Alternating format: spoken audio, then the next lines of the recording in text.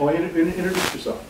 My name is Sam Friedman. I was born in Chicago and grew up in. Don't talk to the camera. Talk to. I was born in Chicago, and not in 1941, but in 1950, and we moved to Milwaukee in '54. I grew up here, and started a great career in the music business. To my right here is James Solberg. I was actually born in Wisconsin in Superior, cold country, by way of Hibbing, Minnesota, and Kansas City, Chicago, and Eau Claire, and wound up in Milwaukee a couple of different times. I guess I probably ought to start this with a pile of hype, just so we can talk about something. My experience with Hibbing, Minnesota is we shared a duplex with a family named Zimmerman, who turned out to be young Bob. My older brother Chuck and him went to school together. And when I first met Bob Dylan, he told me all kinds of wacko. I guess, well, I'm getting ahead of it. The first real rock show I ever saw, I was taken to by Beatty and Abe Zimmerman, Beatty and Abe, to see Bob play in Minneapolis. You know, I went with his mom and dad. And I was an impressionable young squirt, and I guess that kind of ruined the rest of my life. I got the curse.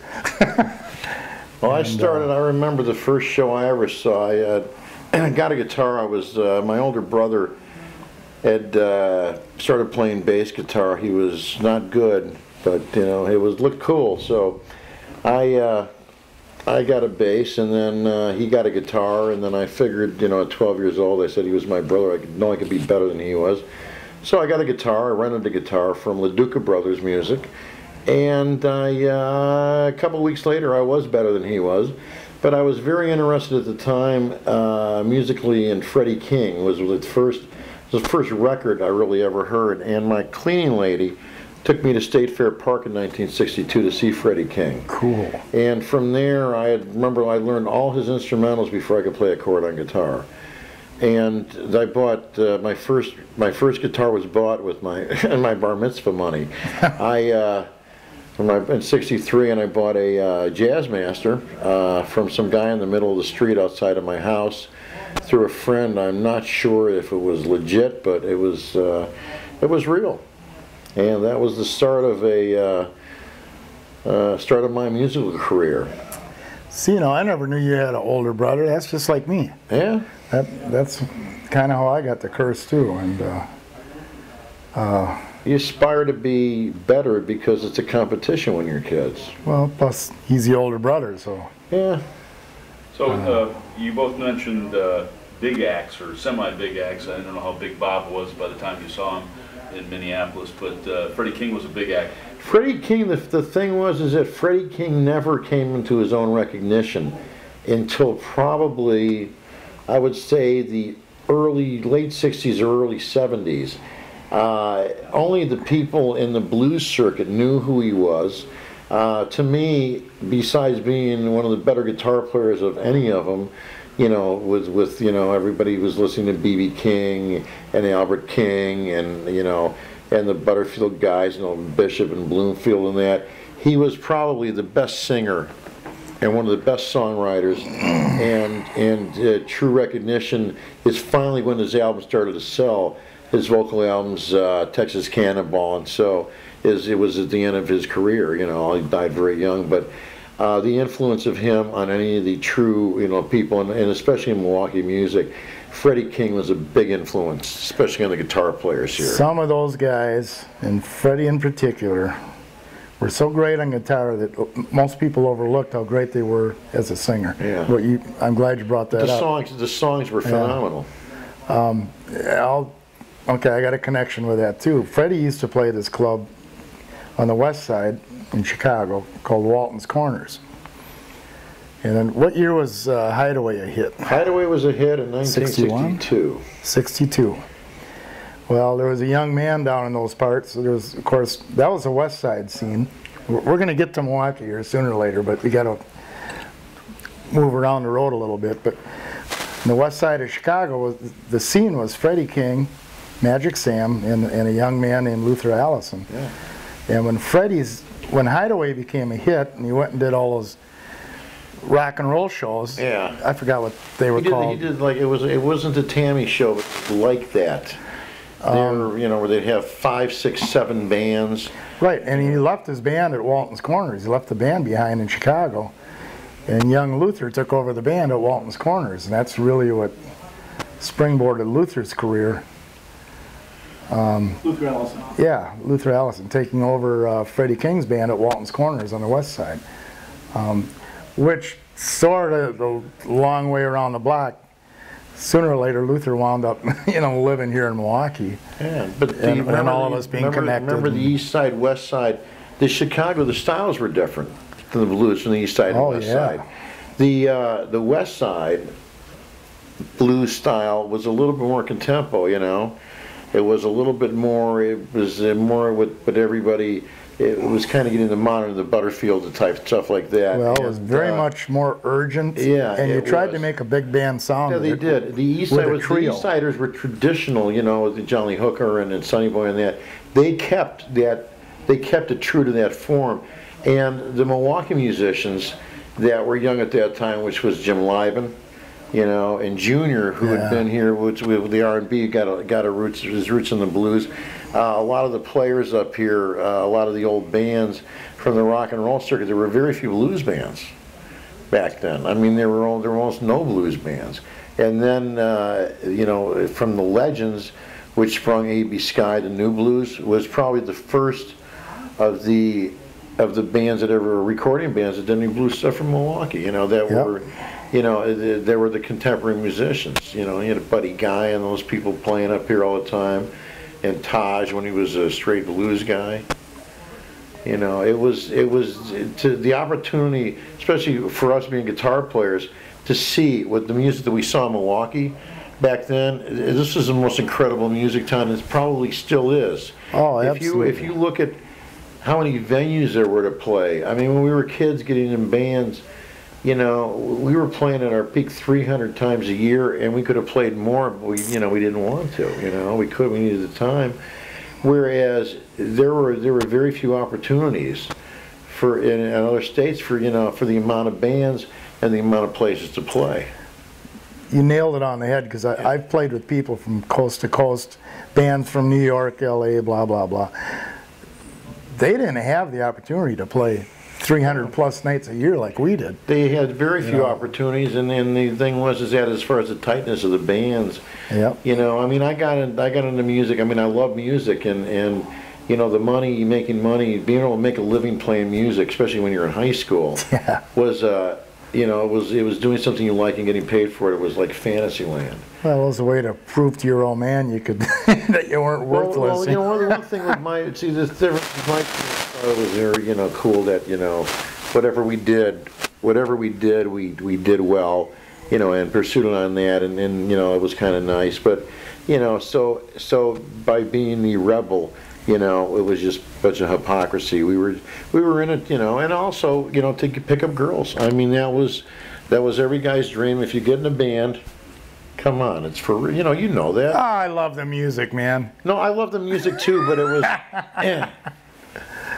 you love. There's a lot of things about it you love, and I think that coming back, just briefly, coming back here for this reunion that we're doing, to be with people who turned out to be over all these years some of the best musicians I've ever played with, and I've played with a lot of people. And I'm not just saying that because I know them, but their musicianship, the way they play, the groove, the feel, and the love for the music is it's unbelievable. I've met, the coast of people in New York, that clique and that society, the LA people, San Francisco, wherever you go, it's just not, it's not the same. I mean, I think that this is probably the greatest music town, and bringing Chicago into it too, which is, there were bands we played with both places. We played all the State Street clubs. We played with, some crazy bands back then. But, to go to a small event at a 500-seat club, Cream at a 500-seat club, it was, you know, you couldn't ask for any more. When you gesture, it seems like the mic cuts out. Okay, then I won't do that. Oh, no. Let me ask you something. Let me interrupt for a second, because you guys are talking about some pretty deeply informed knowledge of blues that was going on in the early '60s. That a lot of people our age were not paying attention on that level. When was the first time you heard about the Grafton Paramount Blues connection? Did you hear about it back then? I heard about that 4 years ago. I heard about it the year before. I came up in 2008 for my 40th high school reunion, and went out to see it. And I had read about it a year before. I never even knew anything about it. Yeah, same here. All of a sudden I started reading about it, hearing about it. I had no idea. I mean, that's an amazing piece of history that's right up the road. You know, here. and I've been out there, and I mean, there were bands that I played with, and some of the guys when I was at the Destinations lived in Grafton, and knew nothing about it. No, I don't think the people in Grafton knew anything about it.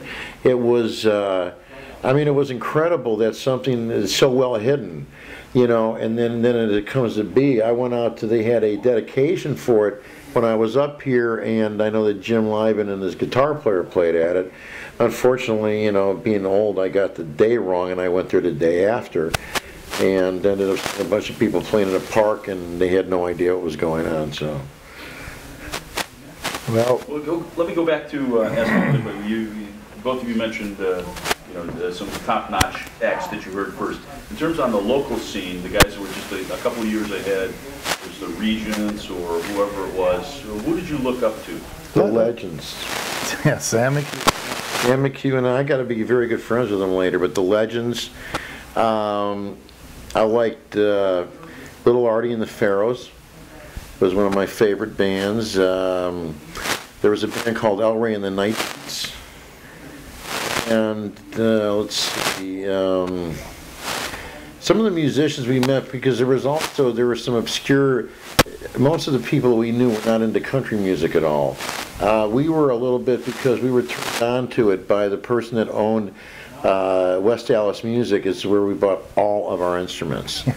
And Ralph Hensel, who owned it, he passed away a few years back, turned us on to that, and it opened up a whole new thing that you never really saw. I mean, most of the guitar players, most of the bands were straight rock and roll, 50 style rock and roll. There were not a lot of contemporary blues bands up until probably the ages in the mid 60s, and when the power groups came out of England, that actually John Mayall was responsible for actually having the people from this country who had blues roots actually playing blues again. And that's those were the acts, because they all came through here. I mean, Cream at the scene, Paul Butterfield, who was like, they were my idols as a blues band. All the guys out there, was a lot of great bands out of Chicago, and even Corky and Jim Siegel Swall, who are playing here, I saw in August again, are still together after all these years. They brought that blues scene, and they made it okay to play blues and go after that kind of music, to actually play a full night and have people come in and appreciate it. Well, let's go back to yourself and Liben and Junior and Bob Metzger and John Paris, and there's, even to this day, and how many years later is this, some of the bands that you guys and me that I was involved with, and a lot of these people from Milwaukee, are still, at least in my mind, are still the standards of greatness that I judge other bands all around the world with. I mean, honestly, man, because you were saying it before. You go all over, there's these little so-called hotbeds all over the country, where this little scene's happening or that little scene. There's nothing like what Milwaukee used to have. Well, you know what it is? Everybody here, the other thing is all the bands here, and you'll see this again on the upcoming show we're playing on Saturday, we all know each other. We all knew each other. We all liked each other. This is different from, we were not competing with each other. We would go see other bands play and go, man, they're great, and it was fun. you know, there was a difference. It wasn't, you weren't going, yeah, I wish those guys weren't so good, you know, that it was, you wanted everybody to be great. Yeah, there was a And standard that's- of excellence. And these days, you know, people that get jealous in that, there's nothing like that. I mean, and there are people that have come out of here that are some of the most phenomenal musicians in the world. You know, Daryl Sturmer and Jim Krieger and Doug Yankus and these people, phenomenal. You know, phenomenal musicians. Yeah, and, Rick Jagger. Yeah, Rick Jagger. Rick was a good friend. I mean, just, you know, these players, and there's a lot of people, if you would ask them, who are some of the major players in the music industry over the years, you know, will cite Milwaukee and the Milwaukee musicians, you know, as something that was, they know that. I want to stop you guys for just a second. Good.